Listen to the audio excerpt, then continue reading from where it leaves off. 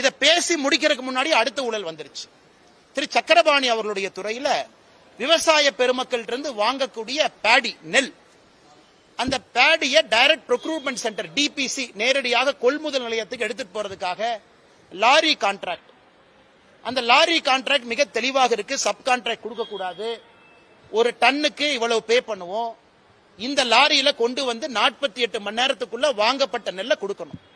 எனக்கு எதிர்க்கட்சி தலைவர் எடப்பாடி பழனிசாமி அவர்கள் இருந்து, பாரதிய ஜனதா கட்சியினுடைய தலைவர் திரு நயினார் நாகேந்திரன் அவர்கள் இருந்து, பல அரசியல் கட்சி தலைவர்கள் குறிப்பாக இந்த பேடி நெல் கொள்முதலை பத்தி பேசுறாங்க. என்ன பேசுறாங்க?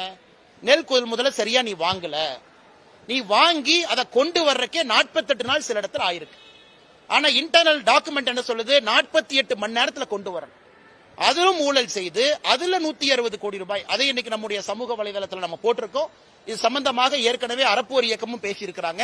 இன்னைக்கு ஒரு தனியார் பத்திரிகை சம்பந்தமாக விலாவரியாக அதிலே பாதிக்கப்பட்ட லாரி ஓனர், ட்ரக் டிரைவர் அவங்க கிட்ட பேசி விலாவரியாக அதை பத்திரிகையிலையும் பிரசுரம் பண்ணியிருக்கிறாங்க.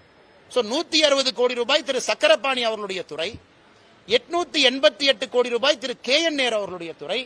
இதை பத்தி எதுவுமே வாய் திறக்காத முதலமைச்சர் அவர்கள், பாரத பிரதமர் நரேந்திர மோடி அவர்கள் சொல்லாத இல்லாத ஒரு விஷயத்தை சொல்றாங்க. மூன்றாவது ஒரு விஷயம் என்று சொன்னோம், நம்முடைய சார் ஸ்பெஷல் இன்டென்சிவ் ரிவிஷன். நேற்று நம்முடைய தலைமை தேர்தல் அதிகாரி CEO அவர்கள் எல்லா அரசியல் கட்சியும் கூப்பிட்டிருக்கிறாங்க. அனைத்து இந்திய அண்ணா திராவிட முன்னேற்ற கழகம், பாரதிய ஜனதா கட்சி, நிறைய கட்சிகள் இதுக்கு ஆதரவு கொடுக்கிறாங்க. அதாவது